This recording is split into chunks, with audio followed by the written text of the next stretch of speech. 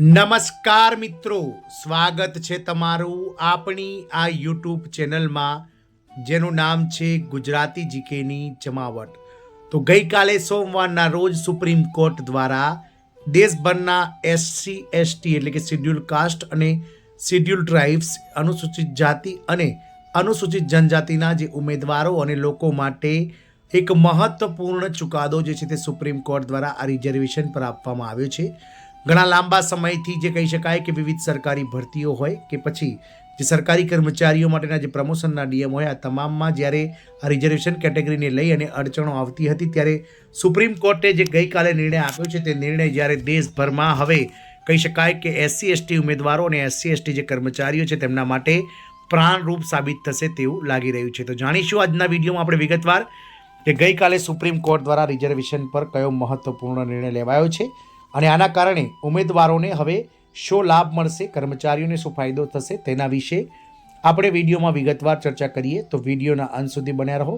જો આપ કર્મચારી મિત્રો અને ઉમેદવારો અમારી ચેનલમાં પહેલી વાર વિડીયો જોતા હો તો ચેનલને લાઇક, શેર અને સબસ્ક્રાઇબ કરવાનું ભૂલશો નહીં. તો ગઈકાલે સુપ્રીમ કોર્ટમાં રિઝર્વેશન પર એક મહત્વપૂર્ણ નિર્ણય સુપ્રીમ કોર્ટની ડિવિઝન બેન્ચ દ્વારા આપવામાં આવ્યો છે. ઘણા લાંબા સમયથી જે કહી શકાય કે રિઝર્વેશન એટલે કે અનામત કેટેગરીને લઈ અને જે ઉમેદવારો દુવિધા અને અવઢવમાં હતા તેને લઈ અને સુપ્રીમ કોર્ટ દ્વારા ગઈકાલે જે છે તે ફાઇનલ નિર્ણય લઈ લેવામાં આવ્યો છે અને હવેથી SC/ST જે ઉમેદવારો છે તેમને અનામત ઉમેદવારોને જનરલ સીટ પર પણ અધિકાર જે છે તે મળશે. અને જો SC/STના ઉમેદવારે કહી શકાય કે અનામત કેટેગરીનો ફાયદો ના લીધો હોય, એટલે કે જે ઉંમરમાં છૂટછાટ જે મળે છે તે ના મેળવી હોય, ફક્ત તેઓ જનરલ કેટેગરીની જે વય મર્યાદા છે તે વય મર્યાદાના ક્રાઇટેરિયામાં આવતા હોય અને તેઓ મેરિટમાં જો જનરલ કેટેગરીમાં આવતા હોય તો તેમને જનરલ કેટેગરીમાં સમાવવા માટે લઈ અને રિઝર્વેશન પર સુપ્રીમ કોર્ટનો મહત્વનો ચુકાદો આપવામાં આવ્યો છે. તો સુપ્રીમ કોર્ટનો મહત્વનો નિર્ણય, મેરિટોરિયસ વિદ્યાર્થીઓને મળશે સામાન્ય કોટામાં પ્રવેશ.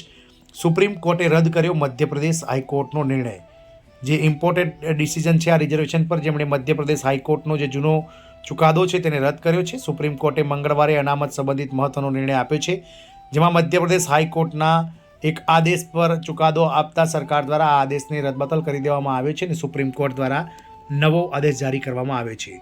તો સુપ્રીમ કોર્ટનો અનામત મુદ્દે મહત્વપૂર્ણ નિર્ણય, મેરિટોરિયસ એટલે કે મેરિટમાં આવતા વિદ્યાર્થીઓને મળશે સામાન્ય કોટામાં એટલે કે જનરલમાં પ્રવેશ. એટલે કે SC/ST OBCના જે ઉમેદવારો છે કે જેઓ સામાન્યના મેરિટમાં આવશે, એટલે કે વધારે મેરિટ ધરાવતા હોય અને તેઓ ભલે અનામત કેટેગરીમાં ફોર્મ ભર્યું હોય અથવા તો અનામત કેટેગરીમાંથી આવતા હોય, પરંતુ તેઓ જનરલમાં જો સમાવેશ થતા હશે તો તેમણે જો અનામતનો લાભ એટલે કે વય મર્યાદા અને અન્ય લાભો ના મેળવ્યા હોય તો તેમને ચોક્કસથી સામાન્યમાં પ્રવેશ મળશે. સુપ્રીમ કોર્ટે રદ કર્યો મધ્યપ્રદેશ હાઈકોર્ટનો નિર્ણય. તો સુપ્રીમ કોર્ટે મંગળવારે અનામત સંબંધિત મહત્વપૂર્ણ નિર્ણય આજે આપ્યો છે, જેમાં મધ્યપ્રદેશ હાઈકોર્ટના એક નિવેદનને રદ કરી દીધું છે. મધ્યપ્રદેશ હાઈકોર્ટના નિર્ણય અનુસાર સામાન્ય શ્રેણીની બેઠકો પર અનામત લાભ સાથેના મેરિટોરિયસ વિદ્યાર્થીઓને પ્રવેશ આપવામાં આવશે નહીં.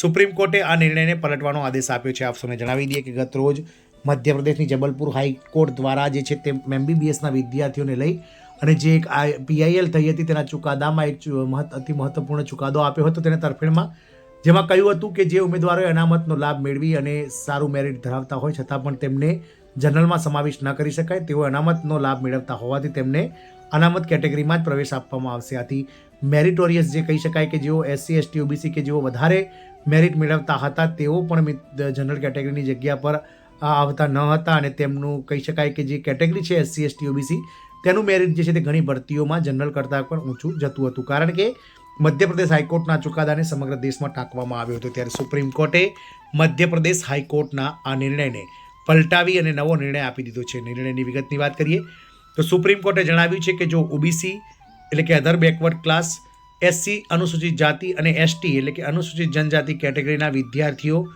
યોગ્યતા આધારિત સામાન્ય કોટાની બેઠકો પર પ્રવેશ મેળવવા માટે હકદાર છે, તો તેમને અનામત બેઠકો પર પ્રવેશ ન આપવો યોગ્ય નથી. આ નિર્ણય જસ્ટિસ BR ગવઈ અને KV વિશ્વનાથની ડિવિઝન બેન્ચ દ્વારા આપવામાં આવ્યો છે, જેને રામ નરેશ ઉર્ફે રિંકુ કુશવાહા અને અન્ય દ્વારા મૂકવામાં આવેલી અપીલ પર આધાર રાખીને લેવામાં આવ્યો છે. જૂના કેસની યાદ કરીએ તો આ નિર્ણય સુપ્રીમ કોર્ટના પહેલાના કેસ પર આધાર રાખે છે, જેમાં ઉત્તર પ્રદેશ સરકાર વિરુદ્ધ સૌરવ યાદવ અને અન્યને લગતો મામલો સામેલ છે. આ કેસનો સંબંધ મધ્યપ્રદેશની મેડિકલ કોલેજમાં MBBS એડમિશનથી છે, જેમાં અનામત કેટેગરીમાં મેરિટોરિયસ વિદ્યાર્થીઓને જનરલ કોટામાં પ્રવેશ આપવામાં ન આવવાનો નિર્ણય લેવામાં આવ્યો હતો. કેસની વિગતની વાત કરીએ તો મામલો મધ્યપ્રદેશનો છે કે જ્યાં MBBS સીટ્સ સાથે જોડાયેલો છે, જ્યાં કુલ બેઠકોમાંથી 5% અનામત શ્રેણી માટે અનામત હતી. મધ્યપ્રદેશ શિક્ષણ પ્રવેશ નિયમો 2018 મુજબ ઘણી અનામત બેઠકો ખાલી રહી ગઈ હતી અને આ બેઠકો સામાન્ય શ્રેણીમાં ખસેડવામાં આવી હતી. અરજીમાં એવી પ્રાર્થના કરવામાં આવી છે કે સરકારી શાળામાં ભણેલા અનામત કેટેગરીના મેરિટોરિયસ વિદ્યાર્થીઓને જનરલ સીટ્સ પર પ્રવેશ આપવામાં આવે. પૂર્વે હાઈકોર્ટમાં કરેલી અરજીઓ ફગાવવામાં આવી હતી.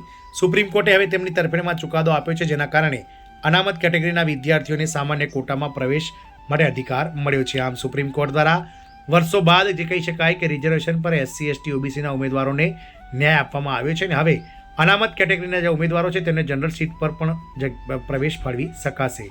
જય હિન્દ, અસ્તુ.